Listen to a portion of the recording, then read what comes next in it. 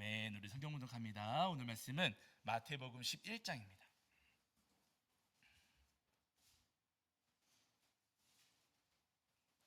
마태복음 11장 16절부터 19절까지 말씀 함께 합독하시겠습니다.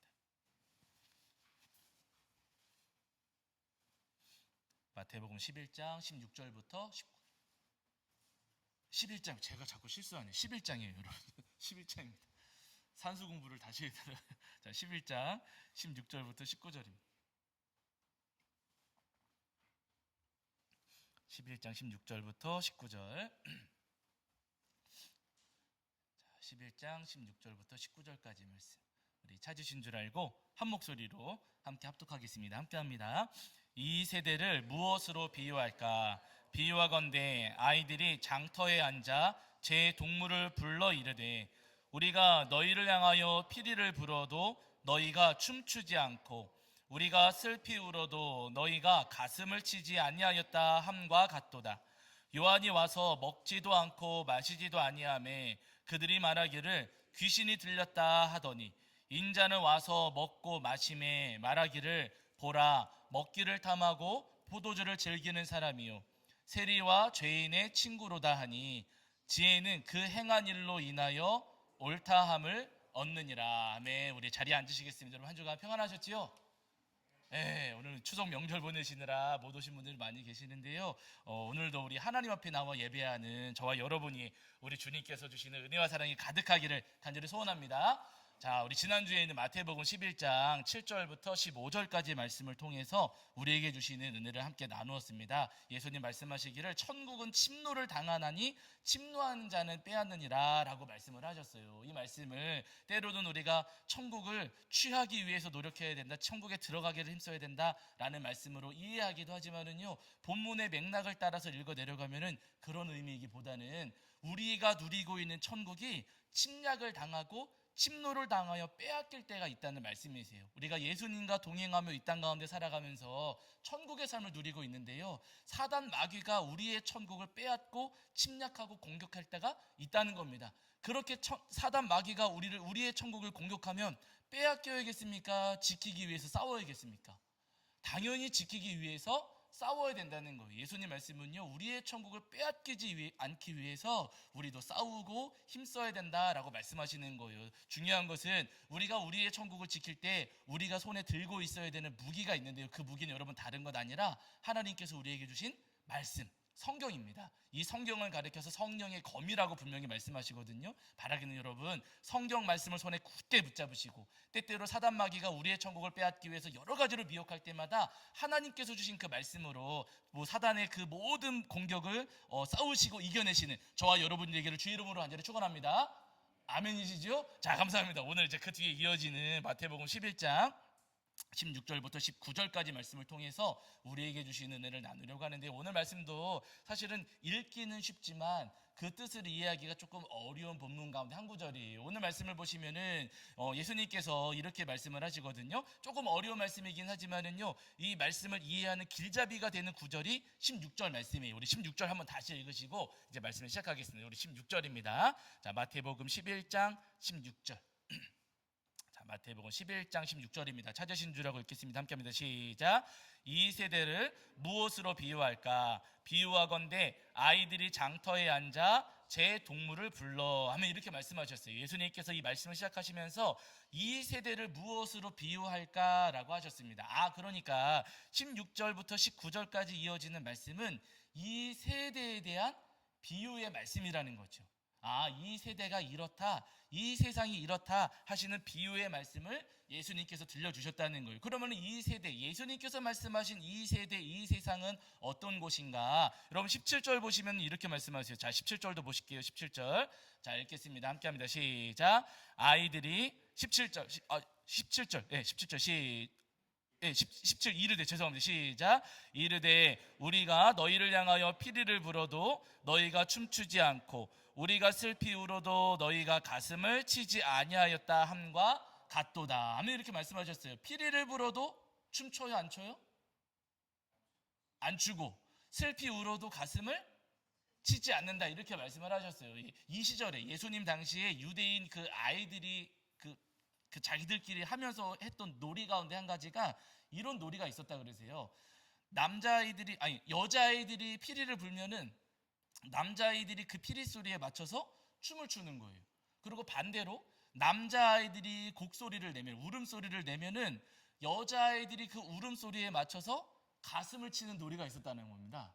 저희로서는 잘 이해가 되지 않는 놀이지만은요, 피리를 불면은 피리 소리에 맞춰서 춤을 추고, 울음소리를 내면은 그 울음소리에 맞춰서 가슴을 친다는 거예요. 그러니까 여러분, 이 놀이는 어떤 놀이냐면은요, 서로의 소리에 뭐 하는 거예요?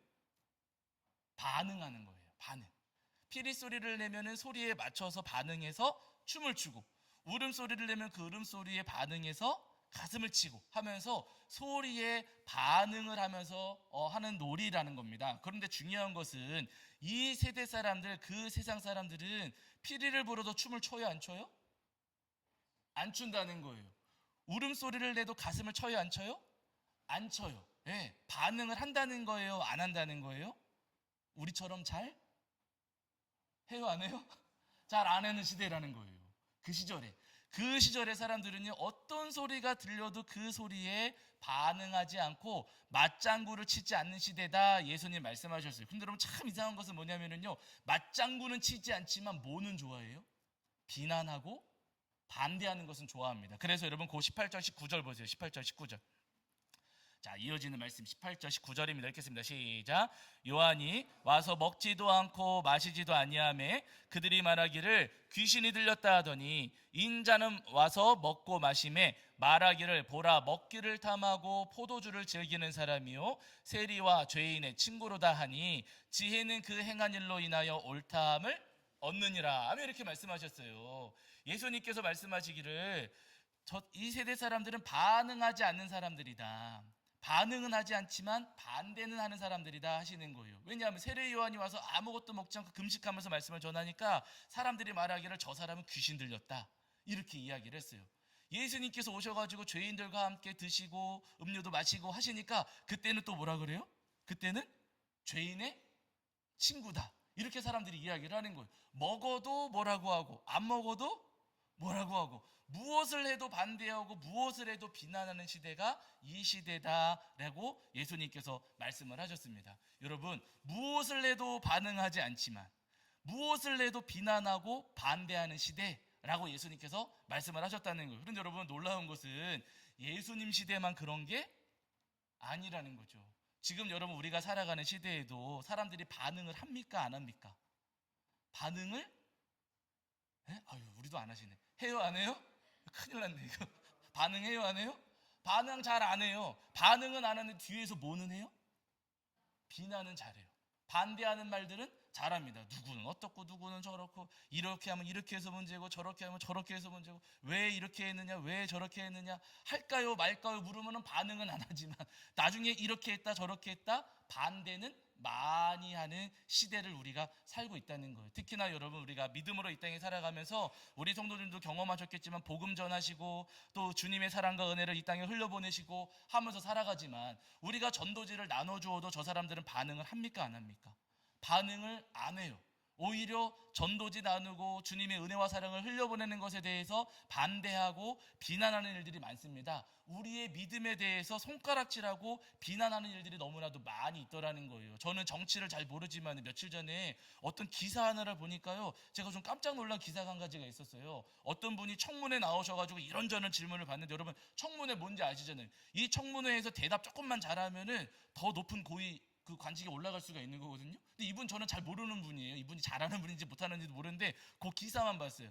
청문회 나오신 분이 그 청문회 자리에서 뭐라고 말씀하셨냐면은 나는 진화론을 인정하지 않습니다. 청문회 자리에서. 이게 우리 성도님들 이게 대단한 일이에요, 여러분.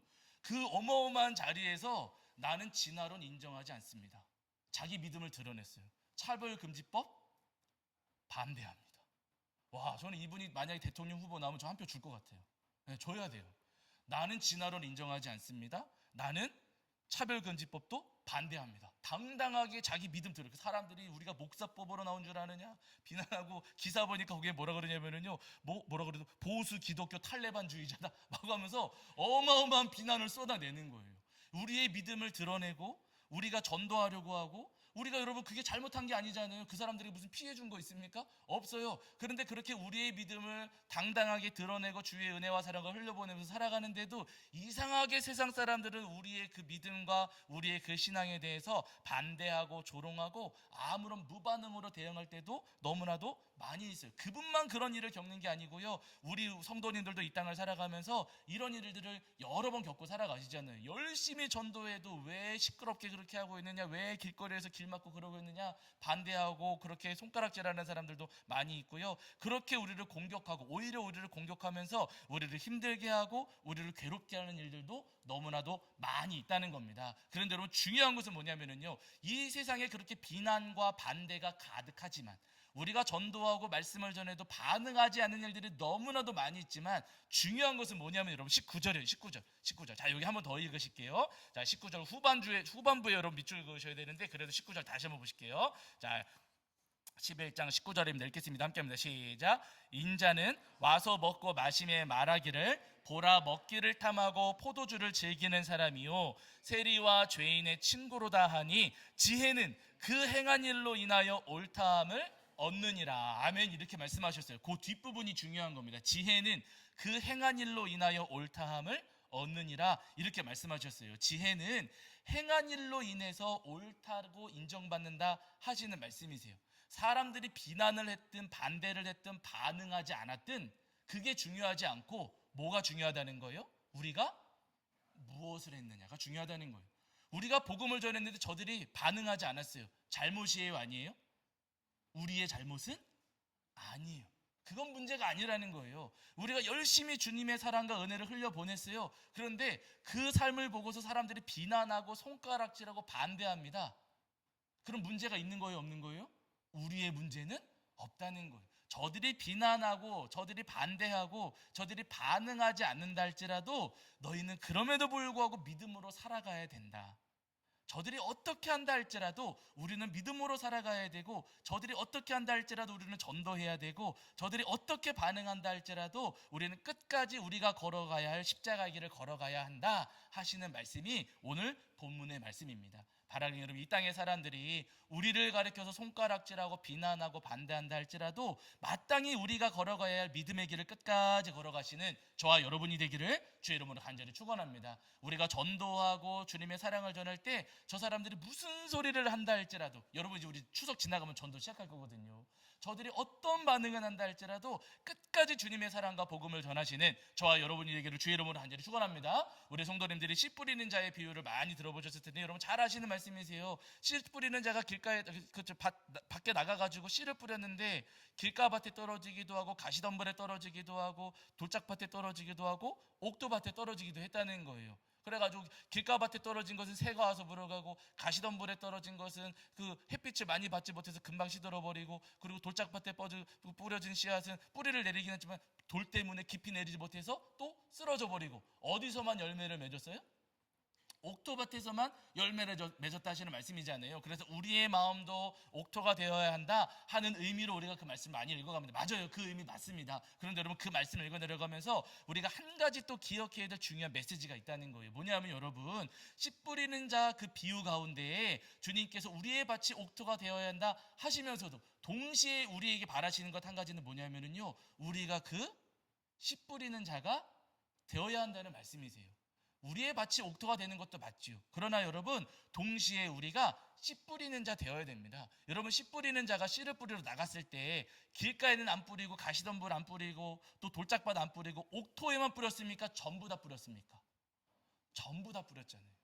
그 밭이 어떠하든지 간에 씨 뿌리는 자는요 다 씨를 뿌려야 된다는 거예요. 저들이 반대하니까 안 하고, 저들이 싫어하니까 안 하고, 저들이 반응 안 하니까 안 하고, 여러분 그게 아니고요, 씨 뿌리는 자, 복음 전하는 자, 말씀 전하는 자는요 어떠한 밭이라 할지라도 말씀을 뿌리고 주님의 복음과 사랑을 뿌려야 된다, 주님께서 우리에게 말씀하고 계십니다. 여러분 만약에 씨 뿌리는 사람이 아유 저기 밭이 고르지 않습니다, 저쪽 밭은 안 됩니다, 씨 안 뿌리겠습니다 라고 하면 주인이 곧 그 종에게 야 잘 생각했다 칭찬하겠습니까? 혼내겠습니까?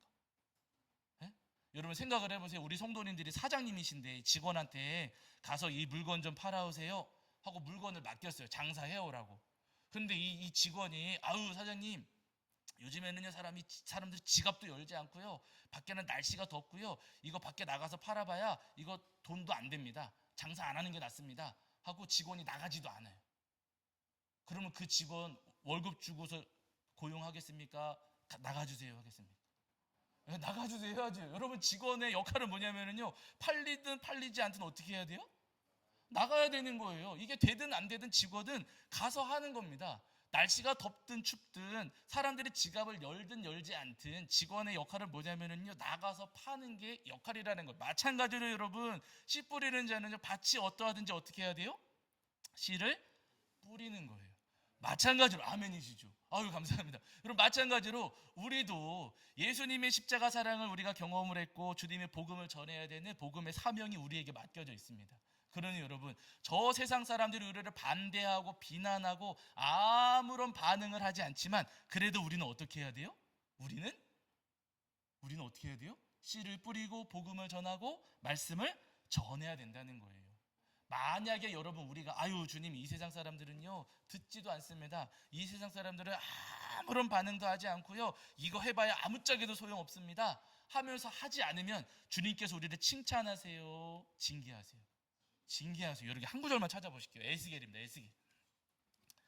에스겔 33장 7절부터 8절입니다. 구약성경 1201페이지에 있어요.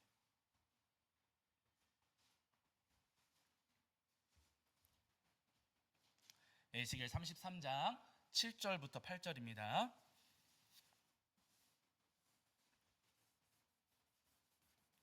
에스겔 33장 7절부터 8절, 구약성경 1201페이지에 있습니다. 1201페이지. 자, 에스겔 33장 7절과 8절입니다. 우리 찾으신 줄 알고 한 목소리를 읽겠습니다. 함께합니다. 시작. 인자야 내가 너를 이스라엘 족속의 파수꾼으로 삼음이 이와 같으니라. 그런즉 너는 내 입의 말을 듣고 나를 대신하여 그들에게 경고할지어다.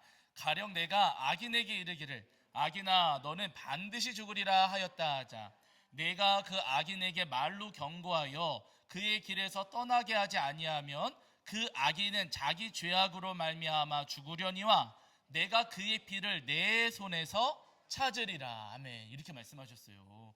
파수꾼이 악인에게 경고하지 않아서 그 악인이 하나님의 징계로 죽임을 당했다면 그 피를 누구 손에서 찾는다고요? 네? 파수꾼의 손에서 찾으신다는 거예요. 너 악인에게 가서 왜 경고하지 않았느냐? 라고 하시면서 그 파수꾼의 손에서 피를 찾으시겠다고 예수님께서 아주 하나님께서 말씀하고 계십니다. 그러니까 악인에게 경고하지 않은 것은 잘못이라고 하시는 거예요.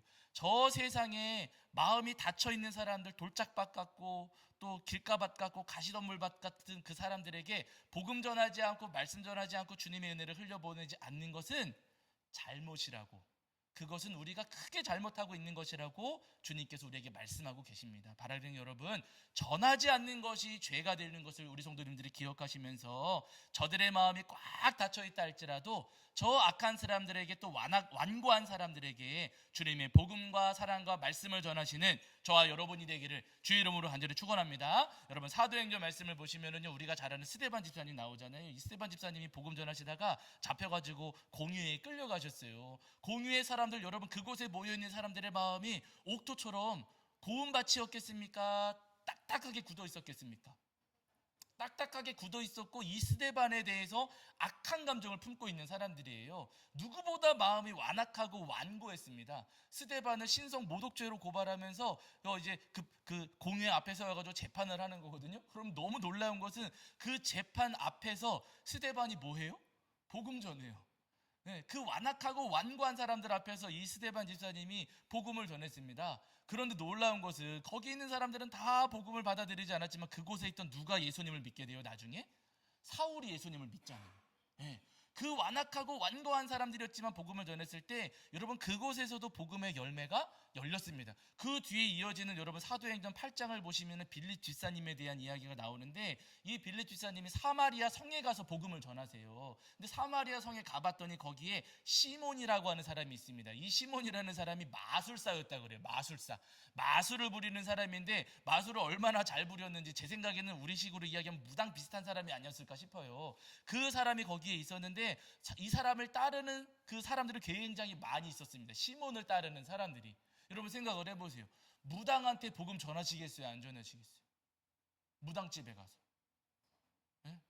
저한테 가라고 하시면 저 가겠어요? 안 가겠어요? 저 못 가요.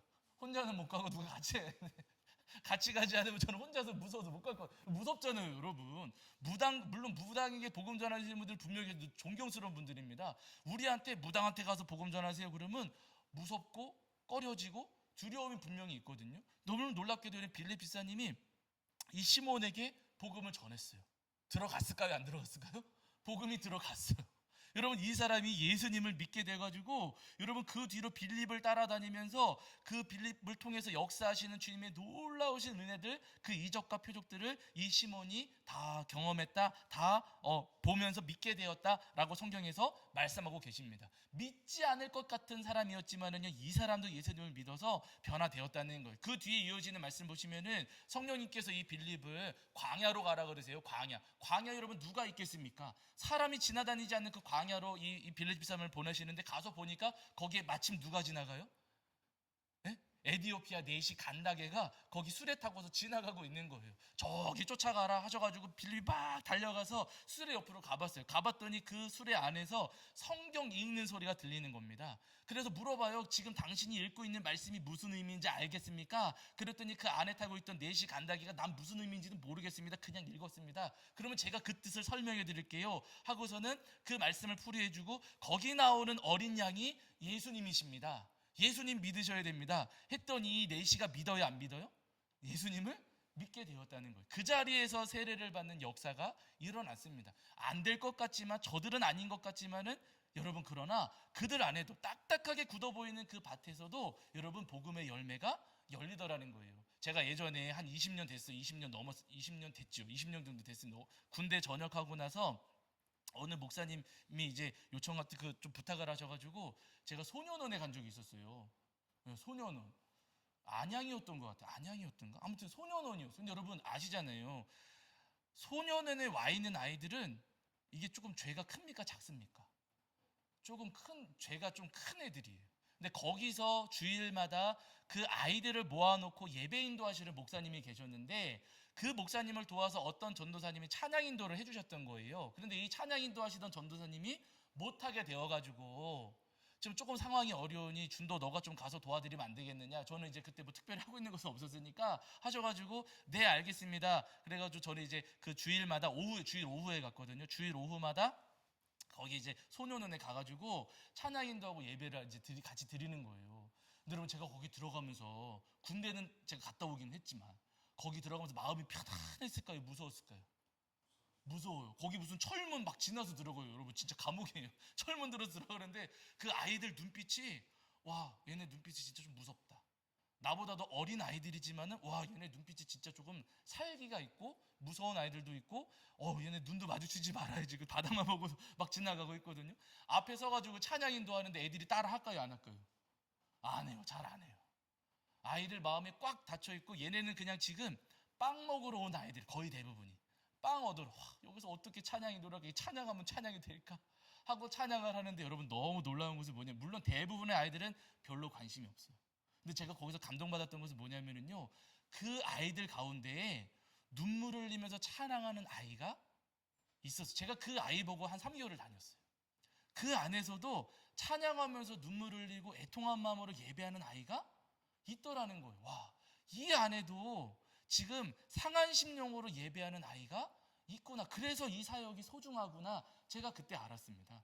여러분 다 마음이 굳어버린 것 같고 완악하고 완고한 것 같지만은요, 여러분 그 가운데 일부분은 옥토가 숨어 있을 수도 있다는 거예요. 그러니까 여러분 우리가 복음을 전해야 되고 말씀을 전해야 되고 주님의 사랑과 은혜도 흘려보내야 되고요, 저들에게 주님의 이야기를, 예수님의 이야기를 끊임없이 들려드려야 된다는 거예요. 저 세상 사람들 마음이 완악하고 완고하지요. 그러나 그들에게 우리가 끊임없이 씨앗을 뿌려야 됩니다. 어디서 열매가 열릴지 우리가 아무도 몰라요. 바라기는 여러분, 우리에게 30배, 60배, 100배로 그 놀라운 열매를 우리에게 돌려주실 주님을 기대하시면서 어떤 밭이라 할지라도 저들이 반대하고 비난한다 할지라도 끝까지 복음을 전하시고 끝까지 말씀을 전하시는 저와 여러분이 되기를 주의 이름으로 간절히 축원합니다. 자, 우리 찬송합니다. 찬송가 496장입니다. 496장.